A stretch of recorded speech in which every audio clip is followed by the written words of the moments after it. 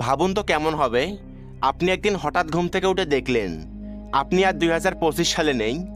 চারপাশে কোনো ইলেকট্রনিক আলো নেই, নেই কোনো ফোন, গাড়ি বা কম্পিউটার। এক অদ্ভুত নিঃশব্দ পৃথিবী।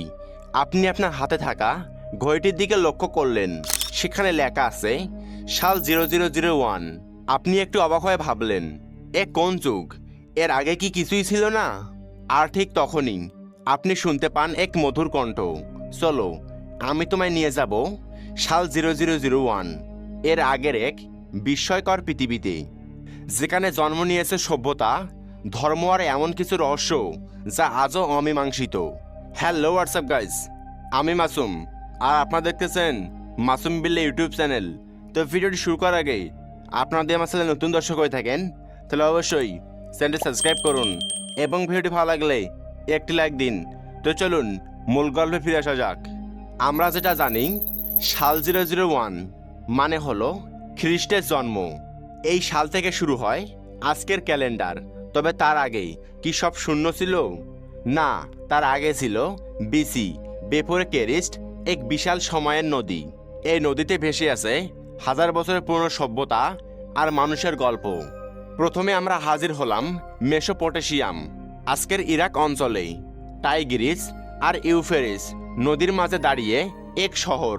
মানুষ চাষ করছে, বানাচ্ছে মাটি দিয়ে ঘর, আর লিখছে পাথরের উপর অদ্ভুত এক লিপিতে, যাকে তারা ডাকে কুনেইফ্রম। তারপর আমরা উড়ে এলাম মিশরে।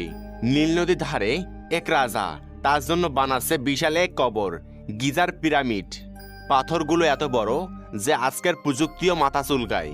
তারপর পাড়ি জমালাম ভারতবর্ষে। সিন্ধু নদীর পাড়ে বসে আছে হরপাপা আর মহেন্দ্রদারো। এখানে মানুষ গোসল করে ঢালাই পাথরের বাথরুমে, আর তাদের শহর পুরোপুরি পরিকল্পিত। এরা জানতো অসুখ, দিক দিগান্ত, এমনকি চিকিৎসা। এরপর আমরা একটা মন্দিরের সামনে এসে দাঁড়ালাম। ভিতরে ধূপ জ্বলছে। একজন ঋষি চোখ বন্ধ করে ধ্যান করছে। তিনি বললেন, আমি আত্মা, আমি অনন্ত, আমি এই জীবনের চেয়েও প্রাচীন। হিন্দু ধর্ম তখন জন্ম নিয়েছে ভারতবর্ষের হাজার হাজার বছর আগে।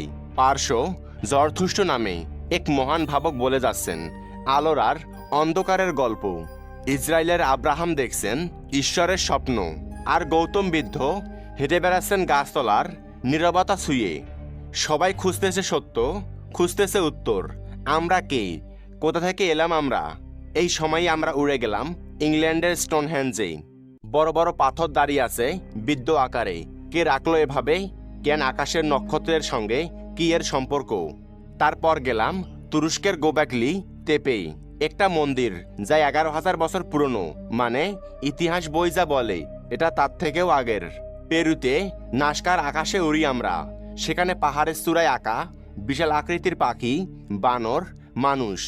কিন্তু আকাশ থেকে দেখার মতো এই নকশা কারা বানালো, কিসের জন্য? আপনি হয়তো ভাবছেন এত বছর আগে মানুষ কি শুধুই গুহায় বাস করত? একদম না। তারা চাষ করত, গান গাইত, পোশাক পরত, ব্যবসা করত। তারা বানাতো চাকা, নৌকা, এমনকি যৌথবিদ্যাও জানত। ভারতে আর্যভক্ত বলেছিলেন পৃথিবী ঘোরে। চীনের ক্যালেন্ডার ছিল চাঁদ আর সূর্যের ভিত্তিতে। তাদের চিকিৎসা পদ্ধতি ছিল বিজ্ঞান ভিত্তিক। তারা জানত খাবার, ঔষধ আর ব্যায়াম জীবনের অংশ। বন্ধুরা, আজকের পৃথিবী দাঁড়িয়ে আছে অতীতের উপর। আমরা যতই এগিয়ে যাচ্ছি ততই টের পাচ্ছি আমাদের পূর্বপুরুষরা ছিল অনেক বেশি জ্ঞানী, অনেক বেশি শক্তিশালী। তাদের গল্পগুলো হারিয়ে যাচ্ছে ধুলার নিচে। তবে আমরা যদি মন দিয়ে শুনি, তারা আজও কথা বলে পাথরের মধ্য দিয়ে, মহাকাশের নক্ষত্রে আর আমাদের কৌতূহলের মাঝে। ভিডিওটি ভালো লাগলে একটি লাইক দিন, শেয়ার করুন আর সাবস্ক্রাইব করে আমাদের সাথেই থাকুন। তো দেখা হচ্ছে পরের ভিডিওতে। আল্লাহ হাফেজ।